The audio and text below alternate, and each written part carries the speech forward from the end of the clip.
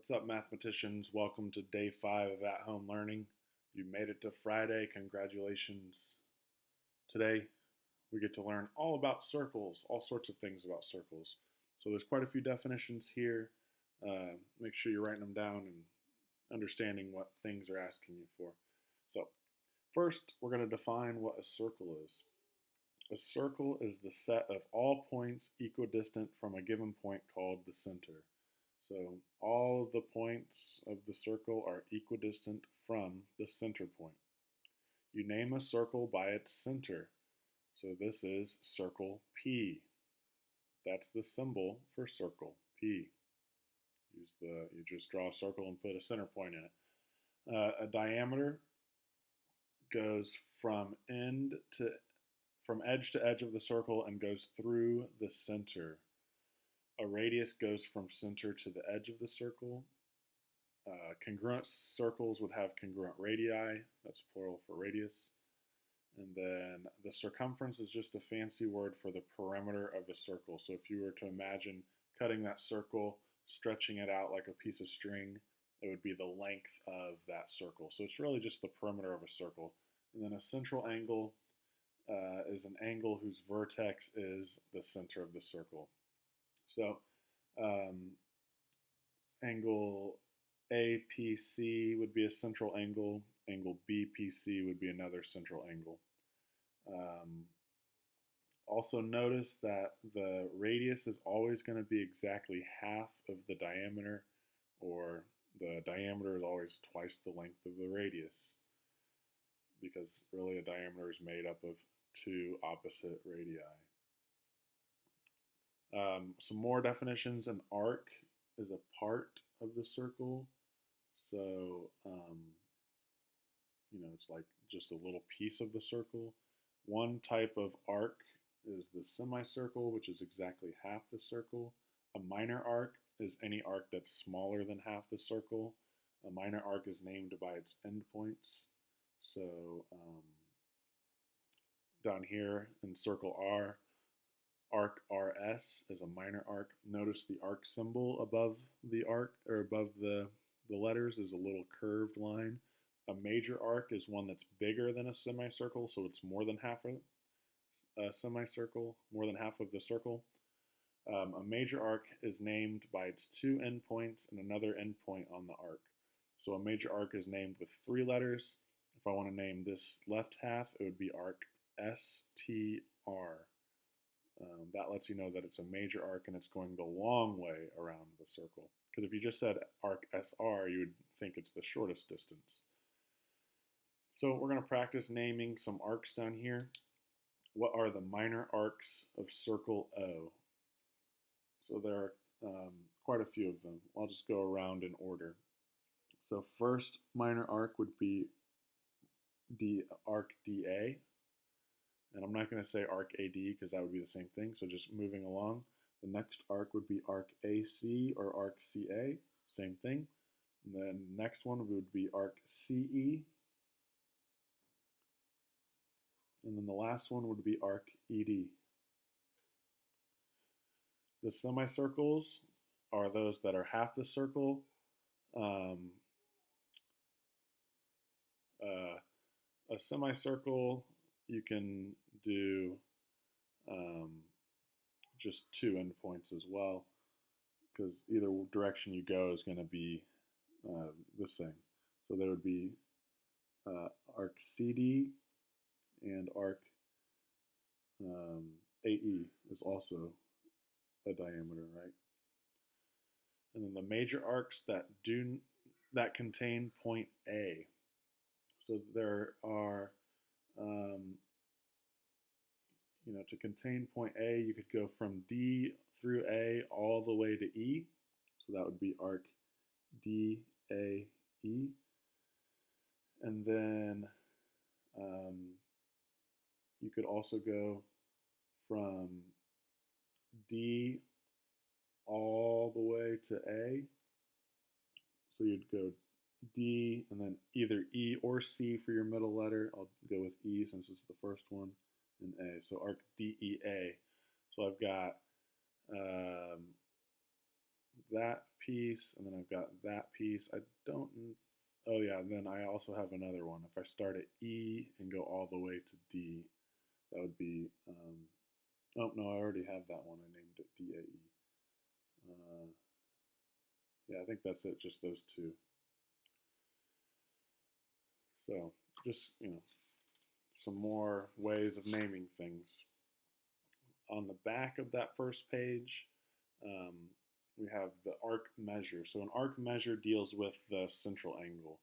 Um, a minor arc is going to, the arc measure is equal to its central angle.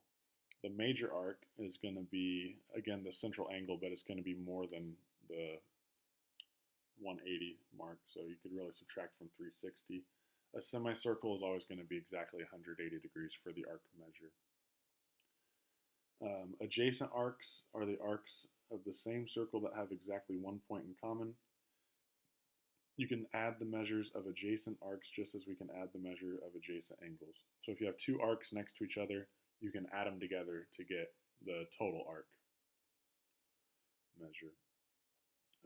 And that's what the arc addition postulate says. It says arc ABC is the measure of arc AB plus the measure of arc BC. Put them together and you have arc ABC. So they're going to say find the measure of each arc, so we can just fill it in. So notice they give us a central angle is 32 degrees. That means the arc itself is 32 degrees. If that's 58 degrees, that would also be 58 degrees down here. So how do we find, so I'm going to go ahead and find the missing things, and then I'm going to go see what they asked me for. So this arc here, I know that this is a diameter, so the whole thing is 180. So if I subtract 32 from 180, that's going to give me 148 for that middle angle. So its arc is also 148 degrees. Similarly over here, this is a semicircle, so I can do 180 minus 58, which leaves me with 122 for both the central angle and the measure of that arc. If you add up all of those numbers, they should add up to 360. So that's a way you can kind of check your work. So now I just have to see what they asked me for. Arc BC is 32. Arc BD from B to D, 32 and 58 together is going to be 90.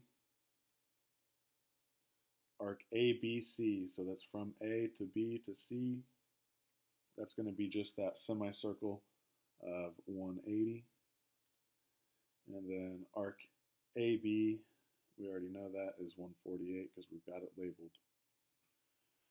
So if you want to pause and try, I don't know what these numbers are, but if you want to try those 4 down there, see if you can get them, pause it here, and we'll compare in just a second. So 77 there, this is a semicircle, so that's going to be 103. That's 28 here. So 28 from 180 is 152 there. Now I just got to fill them in. PR is 77. RS is 103. PQR, P to Q to R is the addition of those 3 things. Or I can do 360 minus 77, which is, I believe, 283. I just did that in my head, so it might be wrong.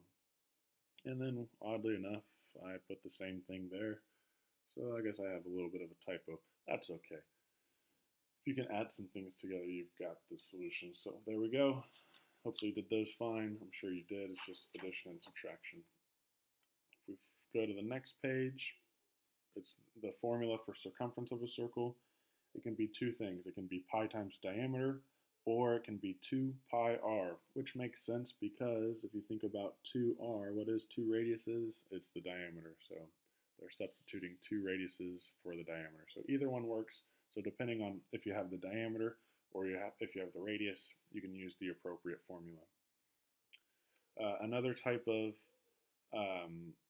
definition here is concentric circles. They are 2 circles that have the same center point, but one is bigger than the other. So think of like a dartboard. It's a bunch of concentric circles, or a target or something like that. Lots of concentric circles.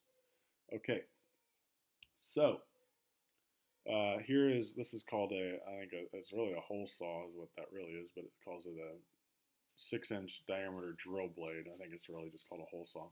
It has a 5 1/4 inch diameter hole.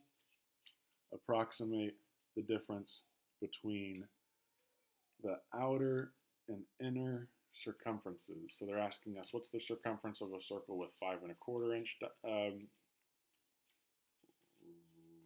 diameter and a 6-inch diameter hole.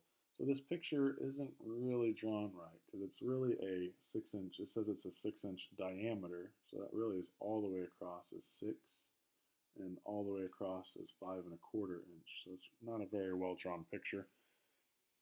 So if my diameter is 6, what's the circumference of that circle? It's 6 pi. And it wants us to approximate that, so we'll type in 3.14 for pi into our calculators. 6 times 3.14 would be 18.84 for its circumference. The other diameter is 5 1/4, which is 5.25. So its circumference, pi times diameter, 5.25 pi. Type that in, 5.25 times 3.14, 16.485. So what's the difference between the two? We get that by subtracting. 18.84 minus 16.485 is about 2.355.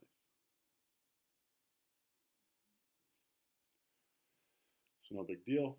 Now the next thing is different.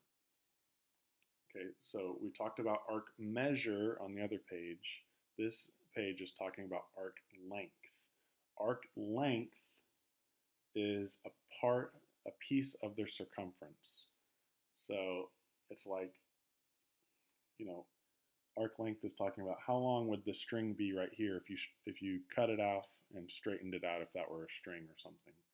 So to figure out the arc length, you multiply the measure of the arc divided by 360 times the circumference of the circle. So it's all given to you like that, but I think it's better to think of this as arc measure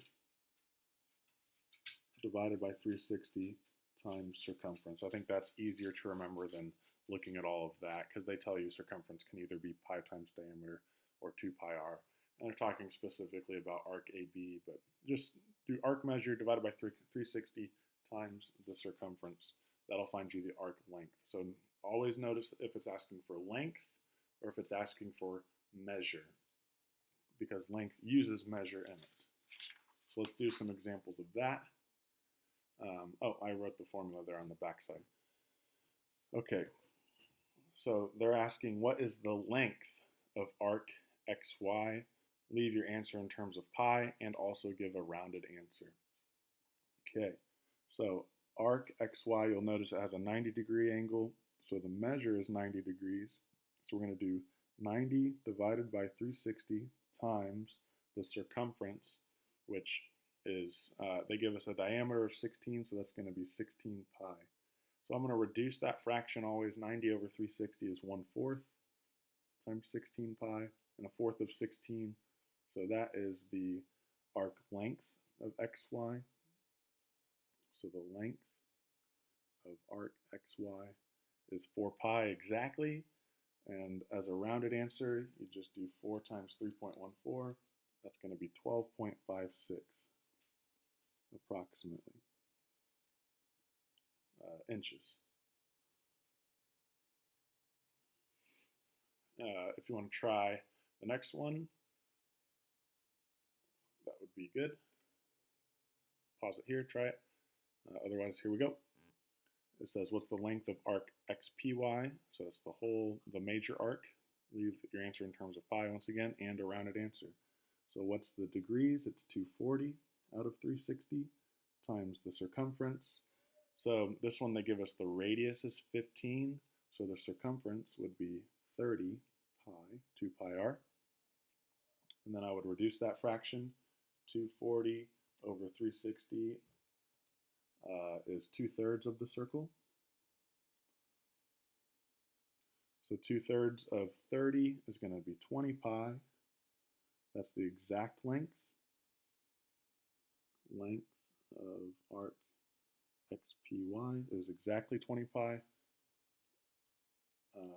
When you plug in 3.14, you get approximately 62.8 and then centimeters for both of those.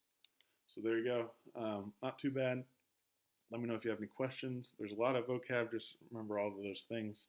You'll do fine. Good luck on your assignment on My Math Lab. If you need any help, please reach out. Be an advocate for yourself. Talk to you soon.